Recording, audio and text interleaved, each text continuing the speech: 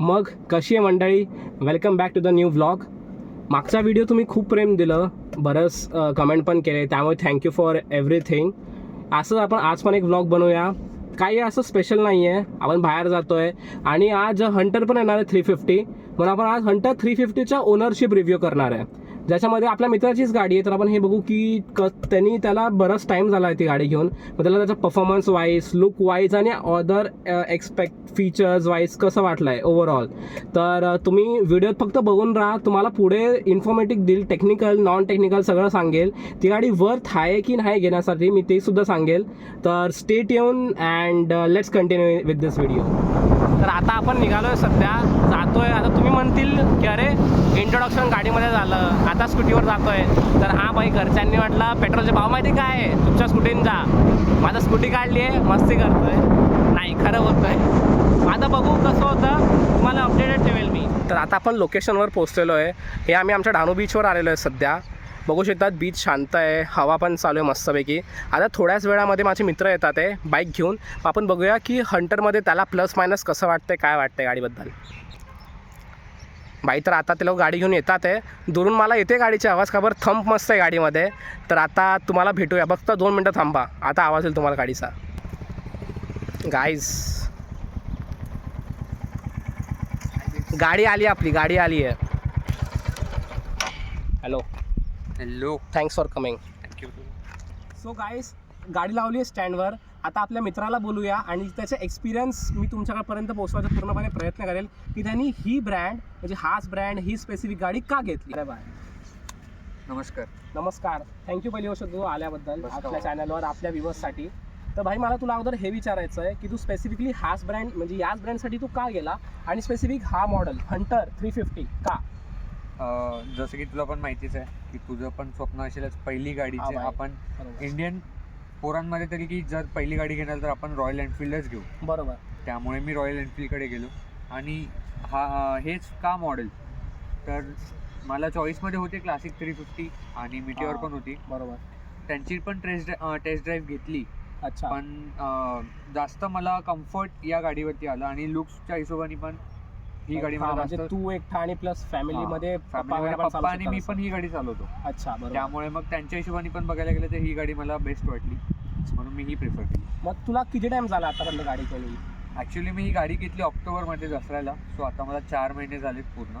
अच्छा. आणि चालवली किती आतापर्यंत, रखडवली किती गाडीला थोडंफार. गाडी आतापर्यंत फक्त 1500 किलोमीटर चालली आहे. म्हणजे काहीच नाही चालवली काहीच बेसिकली. नाही. पण म्हणजे एवढी कमी का चालली, म्हणजे हेवी वाटते गाडी चालवताना, रोड प्रेझेन्स ते, म्हणजे रोडवर असताना हेवी वगैरे वाटते तुला कसं. नाही असं काही नाही, ही गाडी मला चालवायला खूप फ्री आहे. ओके. आपण इझी टू हँडल आहे. ब्रेकिंग पण एकदम मस्त आहे, सस्पेन्शन पण सही आहे. ओके. तर गाडीचा काहीच प्रॉब्लेम नाही. पण फक्त कसं, मी ही गाडी फक्त कुठे जायचं असेल फिरायला तेव्हाच बाहेर काढतो. अच्छा. युजली मी माझी चांगल्या राईडसाठी वगैरे असं. हां, कारण पुढे पण आपण बघू शकतो टेलिस्कोपिक फ्रेम आहे पुढे, आणि त्याचे टायर्स पण बऱ्यापैकी वाईड वगैरे आहे, म्हणून आय गेस रोड प्रेझेन्स पण तिची असं थंप वाटत असेल चालवताना. एक चांगला आहे. हां, स्टेबिलिटी पण आहे बऱ्यापैकी गाडीला. ओके. आणि प्लस 350चं इंजिन म्हणून पॉवर पण डिसेंट असेल गाडी. आता एवढा टाइम झालेला आहे, तर मला असं वाटतं की तू गाडीचा जरा आवाज ऐकून दे. का बरं, गाडीची खासियत तर आहे की आवाज भारी गाडीचा.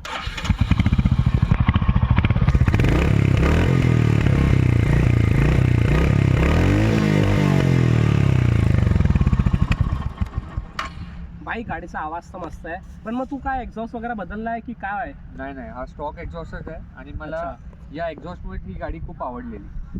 ओके. मग मला आता मला हे विचारायचं आहे की प्रोज आणि कॉन्स टाईपमध्ये तुला असं काय वाटतं की गाडीमध्ये काय कमतरता आहे तुझ्या हिशोबाने, आणि तुला या गाडीबद्दल चांगलं काय वाटतंय असं.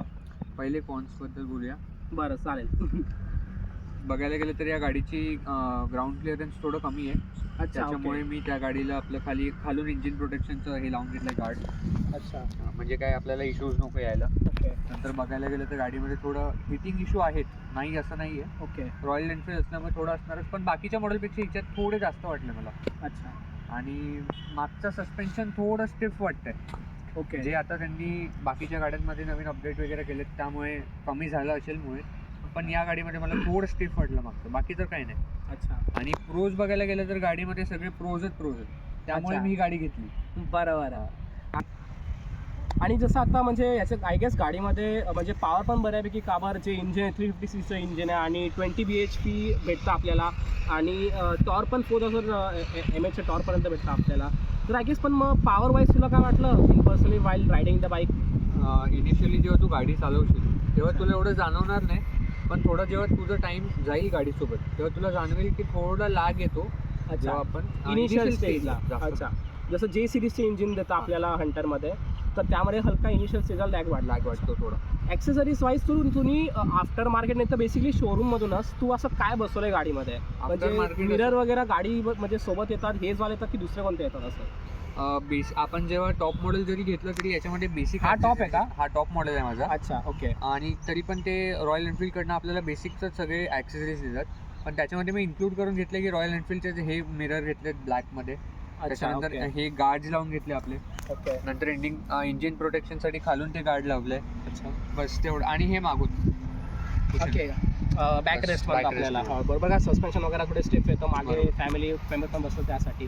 मग याच्यामध्ये जे मिरर्स आहे म्हणजे क्रोम येतात की कोणते नॉर्मल प्लास्टिकमध्ये कोणते साधे येतात? प्लास्टिकमध्ये येतात, त्यामुळे अच्छा. मग मी हे बसून घेतलं. हे आजचा फायदा. प्रश्न तुला जास्त त्रासच नाही देणार आता आम्ही आमच्या व्ह्यूअर्ससाठी, तर मला हे विचारायचं आहे की तुझ्यासाठी ही एक स्टील डील राहिली का नाही राहिली आहे, ज्या हिशोबाने तुला ऑन रोड जेवढी पडली त्या हिशोबाने? जी ही गाडी मला जशी की 2,70,000ला पडली ऑन रोड, अच्छा, त्या हिशोबाने मला ही गाडी खूप चांगली आहे. म्हणजे जे मला सगळं या गाडीमध्ये हवं होतं ते गाडी मला सगळं देते आहे. ओके, त्या हिशोबाने माझी ही डील खूप मस्त राहिली आणि मला ही गाडी खूप आवडली. ओके.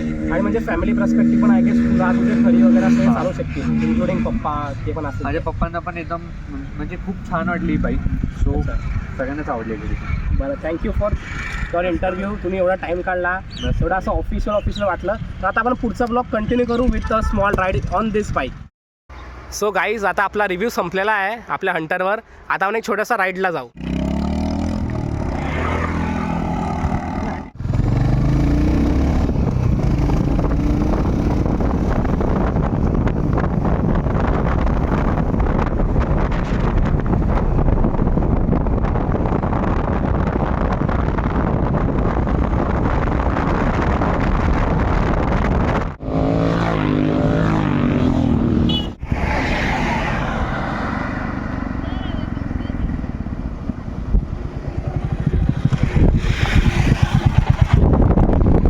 तर अगर काय सर तुम्ही आतापर्यंत हा व्हिडिओ बघितलेला आहे तर खूप खूप थँक्स. तुम्ही आतापर्यंत थांबून हा व्हिडिओ बघितला.